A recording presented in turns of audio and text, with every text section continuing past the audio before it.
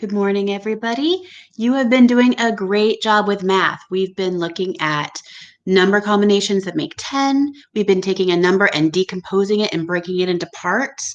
We've been doing some addition practice, and we've been learning about the commutative property, where we took two numbers and we switched them and we still got the same answer.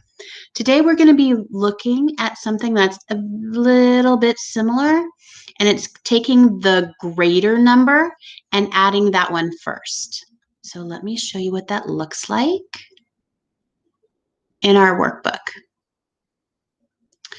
So I've got a numeral and a number of dots. And what the directions say, we should always read the directions. Complete the equation, write the greater number first.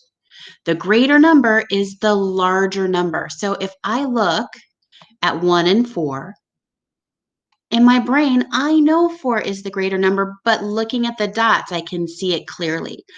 4 is more, and I'm going to write that one first. Let's use our pen tool. And I'm going to write 4 plus 1. Now remember, using the commutative property, it doesn't matter which number I write first, the answer will always be the same. So let's use one of our strategies and let's count all the dots to see how many we have all together. 1, 2, 3, 4, 5. If I'm using my mathematical reasoning, I know that 1 more than 4 is 5. Box B shows me the numeral 5 and 5 dots, the numeral 2 and 2 dots, and I want to think which is greater. If I look at the dots, I can see it fairly clearly that 5 is greater. 2 is our second number, and now I'm going to add on, count on, and I'm going to put the larger number, the greater number in my head, 5, with 2 more. And I know it's 2 more because I'm looking at the equation. 5, 6, 7. 7. All right, because we are true mathematicians, let's double check our work and count all the dots together. 1, 2, 3, 4, 5, 6, 7. We are on the money, honey. All right, box C. Let's look. I see a numeral 2 with 2 dots, a numeral 6 with 6 dots. And I know just by looking, the greater number will be 6. It has more dots than the number 2. So I'm going to write a 6 first.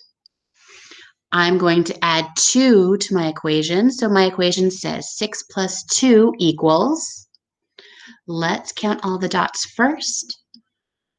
1, 2, 3, 4, 5, 6, 7, 8. So far, my answer to the equation, 6 plus 2 is 8. Let's double check it and let's count on. The greater number is 6. I'm going to put that one into my head. 6 and 2 more. 6, 7, 8. We're good.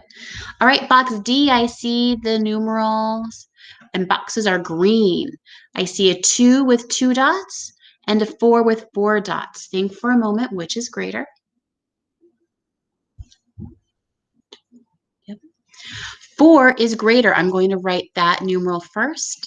2. Now I have to figure out what's 4 plus 2. Let's use our fingers this time and put 4 on one hand, 2 on the other, and let's count them all together. 1, 2, 3, 4, 5, 6.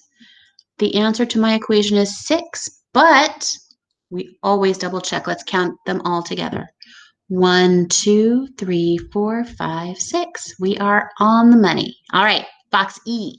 I see a numeral 3 and a numeral 2, and they have this 3 dots and 2 dots.